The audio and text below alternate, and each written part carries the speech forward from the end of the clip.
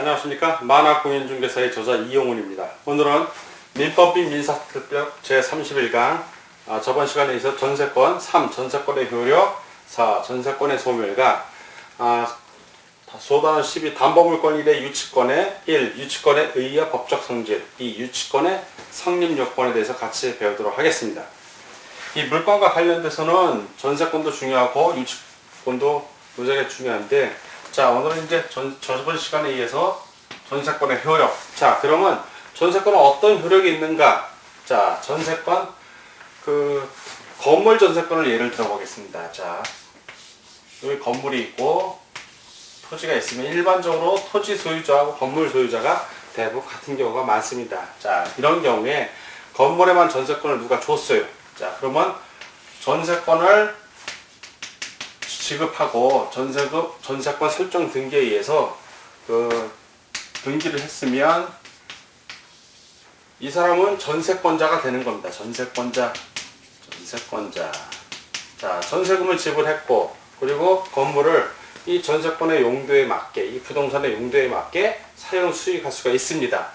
자, 이 경우에 이제 건물 소유자는 바로 전세권을 설정해 준 사람이기 때문에 전세권 설정자가 되는 겁니다. 전세권 설정자. 보통 토지 소유주나 건물 소유자를 전세권 설정자라고 말을 하고, 자, 이렇게 전세금을 지불하고 사용 수익하는 사람을 전세권자라고 합니다. 자, 그럼 전세권의 효력은 첫 번째 뭐가 있냐? 자, 전세권의 효력.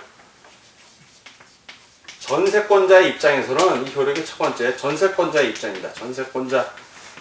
자, 전세금을 지불하고 전세권을 설정했을 때는 이 부동산을 사용 수익할 수가 있는 겁니다. 자, 사용 수익. 이게 제일 중요한 거죠. 사용하고 수익, 이익을 얻어야 그 돈으로 또 열심히 자기 생활을 할 수 있기 때문에 그렇습니다.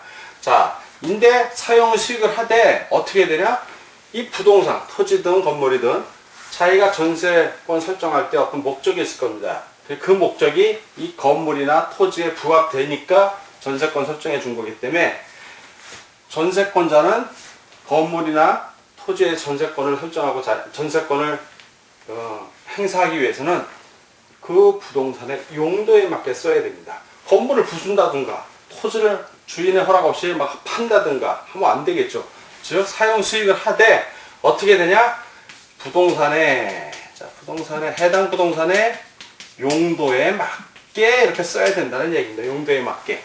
자, 그럼 만약에 이 용도에 맞게 안 했을 때, 자, 전세권자가 위반을 했어요. 위반. 자기 마음대로 써. 그러면 이거에 대한 안정장치가 있어야 될 거 아닙니까? 전세권 설정자는 속수무책으로 당할 수가 없으니까 이거에 대한 안정권으로 위반을 했을 때는 전세권 소멸 청구를 할 수 있습니다. 전세권 설정자는 전세권자에 대해서 전세권 소멸 청구를 할 수 있습니다.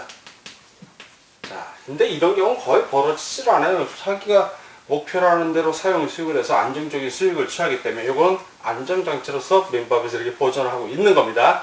자, 이렇게 되면 소멸 청구만 하는 게 아니라 건물을 부순다든가 했으면 손해를 입었을 거 아니에요. 자, 그러니까 건물을 원상복귀, 이런 경우에 소멸 청구 플러스 원상회복 요구도 할 수 있고, 플러스 손해를 입었다면 손해배상도 청구할 수 있어요. 손해배상 다 가능합니다. 자, 이럴 때 전세권 설정자는 이런 것들을 주장을 할 수 있습니다. 자, 그리고 전세권자의 이런 사용 수익에 대한 얘기를 했고, 그러면 이 사람은 사용 수익하면서 어떻게 사용 수익을 해야 되냐? 전세권은 사용 수익을 하되 자기가 건물 전체를 전세를 할 수도 있고, 이게 구분 소유권이 되거나 아니면 한 칸마다 전세권도 설정이 가능해요. 그럼 전세권자는 그 해당 부분에 대해서는 사용 수익하는 게 전적으로 자기의 책임하에 있기 때문에 어떠한 필요비가 지출이 됐다. 자, 그 전세권 유지하기 위해서 건물이라든가 토지에 필요비 꼭 유지하거나 자기가 어떤 비용을 지출했어도 이 필요비는 자신의 사업에 의해서 필요비를 쓴 거기 때문에 이 필요비에 대해서는 주인에게, 즉 전세권 설정자에게 상환 청구할 수가 있다 없다? 상환 청구 못한다.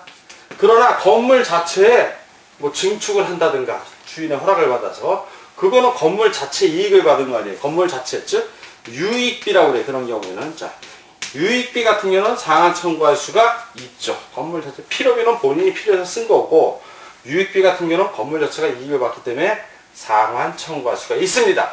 즉, 유익비가 목적물을 이제 계량하기 위해서 지출한 금액, 대표적인 게 증축이나 개축을 들 수 있는데, 이런 경우는 상환 청구할 수 있는데, 여기서 하나 여러분들이 꼭 알아두셔야 되는 건, 요거는 물건이 대부분 강행 규정이지만, 이거는 임의 규정이에요. 임의 규정.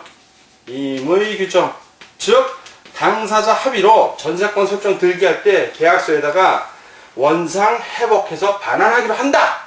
라고 하게 되면, 유익비를 포기한 거예요. 필요비는 당연히 못 받는다고 돼 있으니까 의미가 없고, 유익비 역시 원래대로, 즉 자기가 안을 개량을 해서 고쳤어. 근데 주인의 허락을 받아서 고쳤다면은 유익비를 상환 청구할 수 있지만, 계약서에 주인이 빌리면 만약에 이거를 고쳤다든가 건물 내부를 바꿨다면 돌려줄 때는 원상회복해서 주시오 그러면 유익비 상환을 포기하게 되는 겁니다. 자, 이런 효력이 있는데, 이제 판례에서 이제 된 것들도 있는데, 그건 좀 이따 보기로 하고. 자, 지금은 토지하고 건물 소유자가 우리 같은 걸 봤는데, 다른 경우를 보자고요. 자, 이제 토지하고 건물 주인이 다르면 무슨 얘기냐면, 자, 이제 같을 때는 그냥 아무 문제 없이 우리가 이해가 가는데, 다르다. 그러면 건물을 소유한 사람은 무슨 권리가 있어야 돼. 그래야만 건물을 소유할 수가 있어요. 우리 저번 시간에 물건 처음에 배운 거. 지상권. 지상권의 목적 한번 생각해 보세요. 기억이 안 나도 괜찮아요. 지금 설명 들어보면 또 기억이 나. 반복해서 설명해도 기억이 나니까 부담 갖지 말고 한번 생각해 보세요. 지상권을 왜 설정을 할까? 지상권의 목적. 지상권은, 자, 지상권. 자, 지상권. 우리 지금 반복한다고 생각하고, 토지를 사용할 수 있는 권리야. 목적이 세 가지가 나오죠. 건물을 소유한다든가. 그렇잖아요. 그리고 기타 공작물을 소유한다든가. 그리고 수목. 네, 나무를 소유한다든가. 이게 세 가지를 소유하기 위해서 소유. 그러면 건물을 소유할 수 있는 권리는 뭐예요? 지상권 하나밖에 없어. 물건에는. 이거 위에는 물론 토지 임대차의 경우에도 건물을 지을 수는 있어요. 그건 나중에 이제 임대차 가서 배우기로 하고, 여기서는 여러분들 일단 배운 거 갖고만 얘기하자고요. 자, 건물에 지상권을 설정할 수 있는 사람, 건물 주인, 건물 소유자죠. 근데 이 사람이 토지 소유주가 아니라는 얘기는, 이 건물 소유자는 무슨 권리가 있다? 지상권을 가지고 있는 거예요. 지상권. 그러면 토지 소유자에 대해서 건물 소유자가 지상권을 갖고 있다는 얘기는, 건물 소유자의 이 지상권, 토지를 사용할 수 있는 권리는 전세권 설정, 건물 소유자가 전세를 줬을 때는 이 전세권자 역시 토지를 사용할 수 있다, 없다? 있다. 이 논리는 이게 임차인에게도 그게 그대로 적용이 되는 거예요. 임차인에게도 그대로 적용이 됩니다. 자, 결국 이 지금 땅 주인과 건물 주인이 우리가 지금 다른 경우를 공부하고 있는 건데, 지상권자가, 즉 건물 소유자가 지상권을 포기할 수가 있잖아요. 우리가 배웠죠. 지상권의 효력에 의해서 기간이 다한다든가 이럴 때 포기할 수 있는데, 지금 이 상황에서 건물 소유자가 지상권을 포기하게 되면 이 전세권자는 갈 데가 없잖아요. 그러니까 어떤 규정이 있냐? 이 전세권 설정자는 이 토지와 건물의 소유주가 각각 다를 때 전세권자의 동의 없이 지상권을 포기하지 못한다. 그러면 어떤 전세권자가 지상권을 포기하라고 허락을 하겠어요? 기간이 만료돼서 서로 헤어질 때는 가능하겠지. 그렇지만 그 있는 동안에는 전세권자의 안전가치를 이렇게 만들어 줄 겁니다. 자, 그리고 건물 전세권의 경우에, 자, 건물에만 전세를 했어요. 건물 전체를, 자, 건물 전체를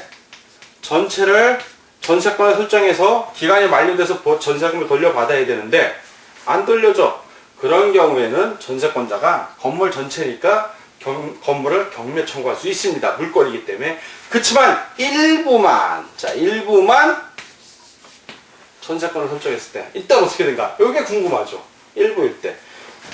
한 동의 건물이 한 1, 2, 3층인데 3계층 전체를 내가 전세권을 갖고 있는 전세권자라면 주인이 돈을 안 돌려줘. 그럼 건물 전체를 경매 남기면 되는데 내가 3층만 지금 하고 있는 거야. 이런 경우에는 어떻게 된다? 즉 건물 일부의 전세권으로 건물 전체를 할 수 있나 없나? 없다. 이때는 없다. 요건 가능하다. 다만 예외가 있지. 이게 구분 건물의 소유권, 즉 구분 등기가 되어 있는 거예요. 각각 따로따로. 그럴 땐 가능해요. 구분. 역시 구분되어 있기 때문에 구분 건물 전체의 경우에 이것도 역시 예외라고 하지만 사실 전체하고 똑같은 개념입니다. 아파트를 생각하시면 돼요. 아파트 한 동이 있어. 이것도 다 내 땅, 예를 들어 여기 100세대가 들어가 있어. 자, 10층이고 입구가 한 10개 있다고 쳐요. 그러면 100세대 내가 전체를 다 건물을 이 구분 등기가 안 돼 있다면 다 전세를 냈을 때만 전체를 100세대를 다 아파트 전세권에 기해서 경매를 신청할 수 있지만 이게 구분 등기가 돼 있으면 그 중에 한 채, 그 주인이 다 따로 있잖아요. 그런 경우에 전세권 설정해서 전세권 못 받으려면 그 한 채 전체에 대해서 전체 건물 한 동으로 보는 게 아니라 그 하나를 전체로 봐서 경매에서 신청할 수 있다 이 얘기입니다. 자, 그리고 이제 전세권을 처분하는 경우로 생각해 보겠습니다. 자, 전세권의 지금 효력을 우리가 배우는데, 자, 전세권 처분. 전세권자는 이렇게 사용 수익할 권리도 있지만 법에 엄연한 물권이기 때문에 이 전세권자는 엄연한 물권이기 때문에 처분의 자유가 인정이 돼요. 처분의 자유. 이 처분의 자유가 무슨 말인가? 즉 전세권을 타인에게, 다른 사람에게 이전할 수도 있어요. 이전. 네, 전세권 이전 등기하고 있는데 예를 들어서 등기부에 을부에 순위번호가 3번이야. 자, 그리고 여기 내용이 사항간에 전세권 3번 전세권이 되는 거예요. 그리고 이 전세권을 이제 기간 같은 거 전세금 이렇게 다 나오죠. 등기부 등록 띄워보면 이전을 하면 3-1 3번 전세권 이전 누구에게 이전이 됐더니 나옵니다. 이런 식으로 또 3-2 부기 등기라고 그래. 이거 여러분들 그 공시법령에 부동산 등기법은 또 배우겠지만 이렇게 민법에서 기초를 이렇게 조금씩 잡아주면 나중에 공부할 때 편해요. 그래서 얘기해 주는 겁니다. 자, 이전이 가능해. 이전. 자, 이전. 양도도 할 수 있어. 양도 판단 얘기야. 자기 전세금을 파는 거야. 다른 사람에게. 양도도 가능하고. 임대 빌려줄 수도 있어. 임대차 할 수도 있어. 그리고 전전세 또 전세를 놔할 수도 있어요. 전전세. 자, 이런 것들을 쭉 할 수 있다는 얘기야. 전세권자는. 그런데 요 규정이 강행 규정이 아니라 임의 규정이에요. 임의 규정. 임의 규정이란 얘기는 전세권 설정자, 전세권자가 처음에 전세권 설정을 할 때 처분 자유를 금지하기로. 자, 처분 자유를 금지합시다. 내가 전세권 설정자, 건물 주인으로서 당신이 다른 사람에게 이전, 양도, 임대, 전전세하는 걸 내가 용납을 못하겠어. 그게 싫으면 전세권 설정 안 하겠어. 나 그러면 이 사람이 아니다. 나 이전 이런 거 처분 안 할 테니까 난 여기 사용해야겠다. 라고 처분 자유 금지를 전세권 설정 등기할 때 그 계약을 하면 계약의 내용으로 즉 계약을 삼으면 이건 인정이 돼요. 그때 이전을 못해. 다만 이게 제3자에게 전세권 설정자의 입장이죠. 건물주인이나 토지주인 입장에서 이게 인정을 받으려면 요 등기를 해야 돼. 등기. 반드시 등기를 해야 제3자에게 인정받습니다. 무슨 얘기냐? 이게 등기가 예를 들어서 처분자의 금지가 등기가 안 돼 있어. 지금 임의기준이니까 등기할 수도 있고 안 할 수도 있어요. 자, 안 했다고 치면 전세권자가 나는 전세권자고 그리고 이건 내가 처분할 자유가 있으니까 내가 당신에게 양도하겠어 하고 누군가에게 전세권을 팔았어요. 등기는 안 돼 있어. 금지 자유가. 그러면 전세권 설정자는 이걸 주장할 수 있다 없다? 없다는 얘기야. 그러니까 즉 양도한 게 유효하다는 얘기입니다. 그게 등기를 안 했을 경우에. 등기를 하면 등기부에 이전 못한다고 돼 있는데 그거 등기부도 안 띄워보고 양도받은 사람은 본인의 과실이잖아. 등기부만 띄워보면 이전 안 되는데 주인에게 허락받아 주셔 하고 전세권을 새로 설정한다든가 행위를 했어야 되는데 안 했기 때문에 그때는 과실이 되는 겁니다. 자, 요런 게 있고 그 전전세 같은 경우도 역시 아까 말한 대로 부기 등기 이전할 때 3-1, 3-2 이런 식으로 하듯이 전전세 역시 3-1, 3-2 이렇게 부기 등기해서 3번 전세권에 그 전전세 설정 이렇게 등기합니다. 그리고 전전세 같은 경우는 참 재밌죠. 전전세 같은 경우는 그 전세권이 설정되어 있어도 전전세를 할 수 있고, 이것도 등기가 가능합니다. 그리고 그 전세권이 소멸하면 전전세권도 물론 소멸을 해. 그렇지만 그 반환 청구는 가능해요. 네, 이게 뭐냐면, 자, 이게 건물 주인이 있어. 건물주. 자, 전세권을 설정했어요. 전세권자가 있어. 또 전세권을 설정했어. 그럼 전전세권자 이렇게 되죠. 자, 이렇게 됐을 때, 자, 그러면 전세권이 이게 소멸이 되면 요거 역시 따라서 소멸이 된다 이 얘기예요. 이 얘기고, 두 번째는 그 전전세권이 이제 소멸이 되면 전세권자에게, 주인하고 상관없지, 자기 전전세금을 반환해달라고 반환 청구할 수 있어요. 예, 돈 달라고, 전세금을 돈 달라고 할 수가 있습니다. 자, 그리고 전세권이 소멸돼서 이 사람이 이제 전세권자에게 반환해서 건물을 반환을 했는데 전세권자가 돈을 안 주네. 그러면 이 건물을 경매 처분할 수도 있어요.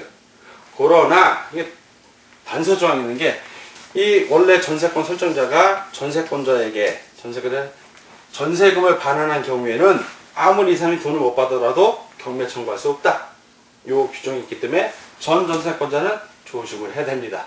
안전하게 전세권을 설정해야죠. 경매권 행사를 못하기 때문에 그 경우에는. 자, 이제 전세권의 소멸, 어떤 경우에 전세권이 소멸하는지 자세히 살펴보도록 하겠습니다. 자, 4번 전세권의 소멸. 기간이 만료되면 전세권 소멸하는 거예요. 기간이 만료되면. 근데 기간이, 토지 전세권 같은 경우는 기간 만료로 이제 돼요. 이게 법정갱신이 없어. 그렇지만 건물 전세권은 최단 1년이 보장되고, 서로 그만두자는 말이 없으면 법정갱신이 된다고 우리가 저번 시간에 배웠잖아요. 자, 그런 경우 이제 기간의 만료로 소멸이 하는 경우고, 그 전세권은 일반적인 소멸에서 물건이 멸실, 즉 건물이 멸실한다든가 사용 수익을 할 수 없게 된 경우에도 소멸을 하고, 그리고 전세권의 특이한 소멸 사유, 그걸 보면, 자, 이제 기간이 다 됐을 때는 당연히 기간에 따라가면 되는 거, 계약 내용에. 기간의 약정. 자, 기간을 얼마로 한다는 약속이 없는 거예요. 예. 이 기간은 전세권 설정 등기할 때 필요적 기재사항은 아니에요. 전세권 설정 등기할 때 전세금이 얼마냐, 요게 중요한 거지. 목적하고. 자, 기간의 약정이 없을 때는 어떻게 되냐? 이럴 때는 서로 소멸 통고를 해요. 아무나. 이제 그만두고 싶은 전세권 설정자든 전세권자든 소멸 통고한 게 상대방의 통지에 알려졌을 때 6개월이 지나면 소멸하는 거예요. 그때는 소멸. 예. 소멸을 합니다. 전세권 약정이 없을 때. 자, 두 번째는 전세권자가 이제 소멸 청구를 했는데 어떤 경우냐면, 자신이 전세권을 들여서 건물이나 토지에 어떤 사용 수익을 해야 되는데, 불가항력에 의해서 목적 부동산, 자, 내가 지금 전세권을 설정한 그 부동산을 목적 부동산이라고 해요. 목적 부동산이 전부 멸실이 되거나 일부 멸실, 자, 멸실이 된 경우, 전부 멸실은 당연히 이제 더 이상 사용 수익을 할 수 없고, 일부 멸실 중에 도저히 목적을 내가 달성할 수 없는 거야. 자, 이렇게 멸실이 돼서 목적을 달성 없을 때는 소멸 청구 가능합니다. 소멸을 청구하고 반환받으면, 내 전세금 반환을 받으면 끝나는 겁니다. 자, 세 번째. 이제 이거는 지금 전세권자가 소멸 청구하는 거고, 이제 전세권 설정자도 소멸 청구할 수가 있어요. 아까 말한 대로 전세권자가 부동산을 용도에 맞게 안 쓰는 거 막 깨부시고 그러면 어떻게 안 되잖아요. 그런 경우에 전세권자가 정해진 용도에 맞게 사용을 안 하는 경우, 자, 그런 경우 당연히 전세권 설정자도 소멸 통고할 수 있습니다. 그만둬라. 자, 그리고 전세권자가 잘못을 한 거야. 전세권자의 잘못으로, 전세권자의 귀책 사유라고 그럽니다. 전세권자의 잘못으로 멸실했을 때, 네. 이 전세권자에게 귀책 사유가 있는 사고를 멸실했을 때는 전세권 설정자가 너 때문에 그런 거 아니야, 방 빼, 이렇게 되는 거예요, 그냥. 자, 이런 경우에는 전세권 소멸 청구할 수 있고, 요때는 전세권자에게 귀책 사유가 있으니까, 자, 소멸 청구 플러스 원상회복 해주셔. 손해본 게 있으면 손해도 배상 청구할 수 있는, 내가 손해봤으니까 네가 배상해라, 가능합니다. 이때는. 예, 당연히 소멸 청구도 할 수 있고. 그리고 이 외에 전세권자가 그냥 전세권을 포기하면 돼요. 그냥 포기하는 경우도 있는데, 다만 전세권이 저당권의 목적이 될 수 있어요. 무슨 얘기냐면 전세권을 담보로 돈을 빌렸어. 그런 경우에는 전세권을 포기하면 저당권도 같이 날아가니까 저당권자의 허락 없이는 포기를 못한다. 임의적으로 포기를 못한다는 거. 자, 그럼 전세권이 소멸되면 어떤 효과가 있냐? 자, 두 가지 효과가 있죠. 원상회복을 하는 거야. 그때는 어떻게 원상회복을 하냐? 자, 그림으로 한번 비교해 설명하겠습니다. 자, 전세권 설정자, 전세권 설정자. 건물을 생각하든 토지를 생각하든 건물을 한번 생각해 보세요. 머릿속으로. 자, 전세권 설정자는 지금 뭘 갖고 있어요? 상대에게 돌려줄 거. 전세금을 갖고 있잖아. 자, 이 사람은 전세금을 갖고 있고 주인은 본인 게 아니야. 전세권자를 담보로 한 거지. 자, 전세권자는 전세금을 준 대신에 뭘 갖고 있다? 뭘 갖고 있다? 부동산을 갖고 있잖아요. 부동산. 부동산을 점유하고 있지. 현재 부동산을 점유하고 있는 건 전세권자야. 자, 부동산을 점유하고 있으면 전세권이 소멸했을 때는, 자, 전세권 설정자는 전세권자에게 뭘 준다? 전세금을 반환할 의무가 있는 거야. 자, 반환해야지. 그러면 그와 동시에 전세권자는 그와 동시에 이루어지는 겁니다. 뭘 해야 된다? 목적물 인도. 지금 목적 부동산을 점유하고 있잖아요. 자, 목적물 부동산이 목적물을 인도하고 인도를 해야지. 자, 플러스 지금 등기가 돼 있잖아. 전세권이. 그럼 등기 말소 등기에 협조를 해야지. 지금 전세권 말소 등기에 협조를 해야 되는 겁니다. 요거는 요 전세금 반환과 목적물 인도 및 말소 등기 관계는 동시이행 관계야. 동시에 서로 해야 되는 거지. 어느 한쪽이 먼저 하고 나중에 하는 문제는 아니, 같이 하는 거예요. 보통 다 그 전세금 반환을 하는 날 짐 빼고, 그리고 말소 등기에 협조하는 그 위임자 같은 거 다 써줍니다. 근데 보통 법무사들이 일을 하는데, 자, 그건 깊은 내용이고. 자, 여기까지 하고, 결국은 전세권자 같은 경우에는, 근데 지금 동시이행이라고 그랬는데 전세금 반환을 안 해. 그러면 이거 할 필요 있다 없다? 할 필요 없는 거야. 대신 전세권자는 전세권 설정자가 전세금을 반환 안 하면 뭘 할 수 있다? 경매 청구. 경매 청구해서 자기의 전세금에 해당되는 거를 경매 대금에서 받으면 되는 거예요, 그냥. 그러니까 전세권 설정자가 안 줄 수가 없죠. 배째라라고 나올 수가 없는 거예요, 상황 자체가. 자, 그리고 전세권자는 원상회복 의무가 있어. 걸리면서 의무지. 원상회복 플러스 목적물 인도해 줄 때 그 플러스 부속물이 있다면 수고해가 권리가 있어요. 부속물, 독립된 부속물, 건물에 부착은 했지만 뗄 수 있는 것들. 자, 그렇게 돼 있는데, 이게 부속물 매수 청구권이라는 게 재미있어요. 이제 전세권이 다 끝났을 때, 소멸을 했을 때 전세권자가 뭘 하시냐면 부속물을, 자, 부속물, 건물에 부속된 거예요. 근데 독립성은 없어. 매수 청구권 둘 다 할 수 있어요. 이건 둘 다. 전세권 설정자도 그걸 뛰어가면 건물의 가치가 크게 떨어지면 사야 될 거 아니야. 나에다 팔아 하고 강제를 할 수 있고, 전세권자 역시 이거 사시오 그러면 무조건 사야 돼. 서로들이 형성되는 조건이 있어. 전세권자는. 자, 이 근데 전세권자의 매수 청구권은 어떤 경우에 가능하냐면, 자, 이제 전세권자예요. 이 시험 문제 잘 나도 이걸 먼저 설명해 주는 거야. 전세권 설정자가 동의한 경우, 그 부속물을 설치하는데 동의한 경우, 또는 전세권 설정자부터 산 거야, 자기가. 전세권 설정자로부터 매수한 경우, 요 두 가지 경우에만 부속물 매수 청구를 할 수 있는 거야. 그게 아니면 매수 청구를 해봐야 안 사 그러면 끝이야. 강의 요 때는 전세권을 무조건 사줘야 돼. 반대로 이제 전세권 설정자는 좀 범위를 좀 넓혀줘요. 왜? 건물의 가치를, 토지의 가치를 떨어뜨리면 안 되니까. 전세권 설정자 같은 경우는 그냥 내가 사겠소 하면 전세권자가 반대를 못해. 값이 떨어지니까. 이건 그냥 요 규정은, 요 전세권자는 동의 또는 전세권 설정자의 동의 또는 전세권자로부터 매수한 경우 전세권 설정자 그냥 이거는 강행 규정이에요. 강행 규정. 이대로 해야 되는 거야. 그 반대되는 걸 하면 어떻게 요대로 해야 되는 거야. 강행 규정.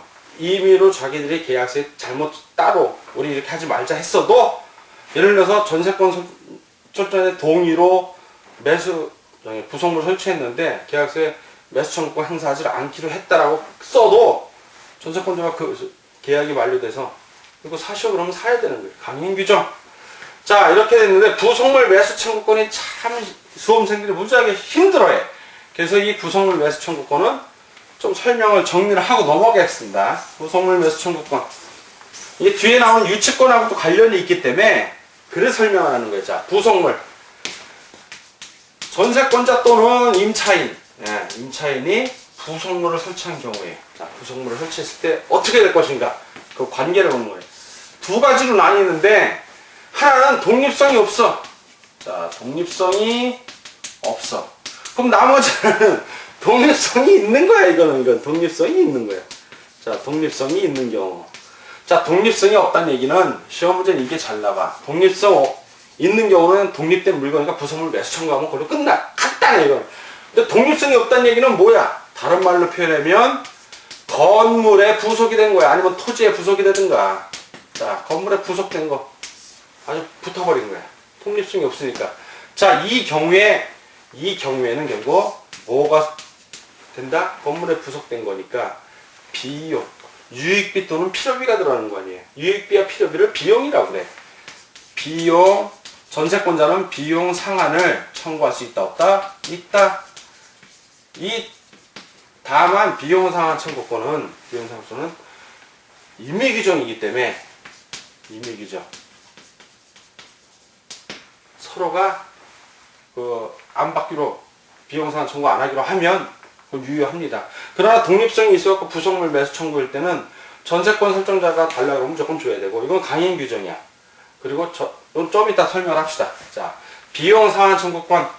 그런데 부속물은 전세권에도 지금 전세권자가 부속물을 설치할 수 있지만, 임차인도, 자, 임차인 역시 부속물을 설치할 수 있어요. 자, 비용 상한 청구권을 했지만, 자, 전세권의 경우에는 필요비는 할 수 있다, 없다? 할 수가 없어, 애초에. 유익비만 가능해. 역시 임의규정이고, 그러나 임대차에서는 임차인은 필요비도 할 수 있고, 유익비도 할 수 있고, 그게 좀 차이점이에요. 나중에 여러분들 임대차 배운다, 계약법 가서. 자, 이런 경우에 계약 기간이 만료가 됐어. 전세권이든 임차권이든. 그리고 전세금도 돌려받고 임차인도 임대차 보증금을 돌려받았는데 비용을 안 주는 거야. 비용을, 주인이. 그런 경우에, 자, 비용을 안 주는 경우에 뭘 할 수 있다? 비용 상한 청구권을 갖고 유치권을 행사할 수 있어요. 전세 보증금하고 전세금은 동시 이행 관계야. 서로가 동시에 주고받는 거지만, 요 유치권만큼은 그냥 점유를 안 풀고 돈 돌줄 때까지 버티겠다 할 수가 있는 권리입니다. 그러나 독립성, 그거는 왜 그러냐면, 유치권은 여기서 발생한 비용이 해당 유치물, 건물이든 토지든 유치물하고 연결이 되기 때문에, 독립성이 없어. 건물에 부속이 됐잖아. 건물에 투자한 거야. 가능한데, 독립성이 있을 때는 이거는 건물에 부속이 됐다 안 됐다? 부속이 된 게 아니니까 유치권 발생한다 안 한다? 안 한다. 부속물 매수 청구권은 유치권이 형성이 안 된다. 그게 핵심 포인트예요. 여기서 차이는. 자, 우리는 이 시점에서 뭐 필요비나 유익비 같은 게, 필요비는 뭐 즉시 청구할 수 있고, 유익비는 뭐 즉시 청구해서 주인이 주문 줘오는데, 그렇지 않은 경우에는 그 계약이 만료된 시점부터 6개월 이내, 점유를 인도해 준 다음부터 6개월 이내에 이제 청구해야 된다. 그런 규정들이 있는데, 자, 여기서 이렇게 정리를 하고, 건물의 부속이 아니기 때문에 이때는 뭐가 되냐? 부속물 매수 청구권이 된다고 얘기했어요. 부속물 매수 청구권. 자, 역시 전세권 설정자, 임대는 무조건 달랠 수가 있는, 이건 강행 규정이에요. 강행 규정. 비용은 임의 규정이었고, 그리고 전세권자나 임차인 같은 경우는 주인의 동의 아래 설치했거나 아니면 주인으로부터 매수한 경우에만 가능합니다. 자, 지금 유치권 나왔으니까 바로 유치권 넘어갑니다. 자, 이 경우가 바로 독립성이 없을 때는 부속물 매수 청구권이고, 이 돈 안 준다고 해서 유치권 행사할 수 있다 없다? 없다. 요게 핵심 포인트. 여기 유치권 행사할 수 있다. 여기 유치권 행사할 수 없다. 꼭 정리해 두시고 다음 유치권으로 넘어갑니다. 유치권으로. 자, 유치권은 뭐냐 하면 유치권. 유치할 수 있는 권리자 유치권. 유치권은 예를 들어주면 여러분들이 빨리 이해를 해. 자, 어떤 내가 유치를 하는 거야. 내가 점유를 하고 있다는 얘기예요. 그럴 수 있는 권리를 얘기해. 이거는 담보물권 중에 하나인데 시계를 맡겼어. 자, 여기 시계 수리공이 있어요. 시계 수리공이 있고 손님이 있어. 자, 일단 수리를 부탁을 했어. 수리를 부탁해서 수리했어. 그리고 수리할 때 사흘 있다 오라고 그랬어. 자, 사흘 후가 바로 변제기일이야. 돈 받을 날짜죠. 변제일이라고 해요. 변제기일. 변제기일이 되면 이 시계 수선공은 손님에게 손님이 와서 시계 달래면 그냥 줍니까? 돈 받아야 주지. 돈 받을 때까지 시계 안 주면 되는 거야. 그게 유치권이야. 이거 봐. 이런 경우는 흔히 음식점에 갔어. 맛있게 음식 먹었어. 나올 때 내 구두가 없네. 딴 사람이 내 구두 신고 한 거야. 그럼 나는 그 타인이 내 구두 신고 하면서 지는 신발 벗어놓고 왔을 거 아니야. 그거 신을 권리가 있는 거야. 그 돌려받을 때까지. 근데 거의 잃어버리지. 찾기 힘들어요. 자, 그런 게 유치권이다. 즉, 자신이 받을 채권. 채권이 있어야 돼요. 자, 돈 받을 권리를 얘기해.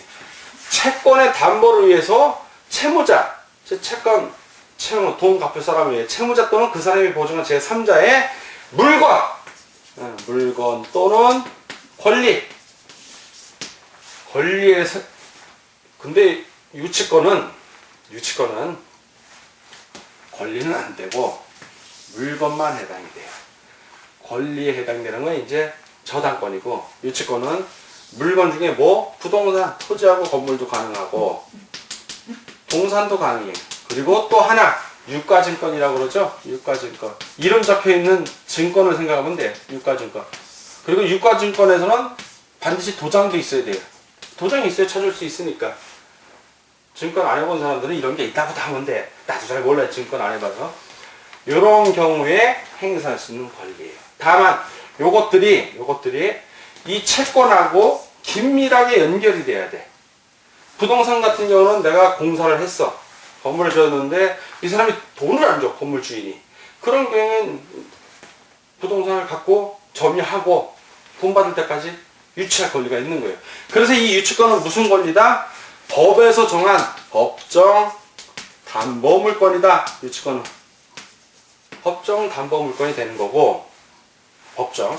자, 법정 담보물권이니까 뭐 계약서 있을 것 같은데 유치권은 유치권 계약이라는 게 없어. 그냥 유치하면 되는 거야. 그 자체로 계약이야. 다른 계약에 의해서 파생된 거죠. 건물을 줄 때 건물주 하도급 받으면 하도급 계약서가 있을 것이고 시계를 수리한다면 계약서가 없지만 시계를 수리해달라고 한 그 계약이 있는 거야. 그거에서도 파생돼 나온 법에서 정해준 담보물권입니다. 자, 그러면 그 담보물권의 4가지 특성이 있는데 오늘은 이제 그 유치권에 대한 걸 배우는데 유치권의 그 법정 성질을 배우기 전에 담보권의 일단 기본적인 4가지 성질을 먼저 배우고 들어가도록 하겠습니다. 자, 지금 우리가 담보물권 첫 번째로 배우는 게 유치권인데 담보물권.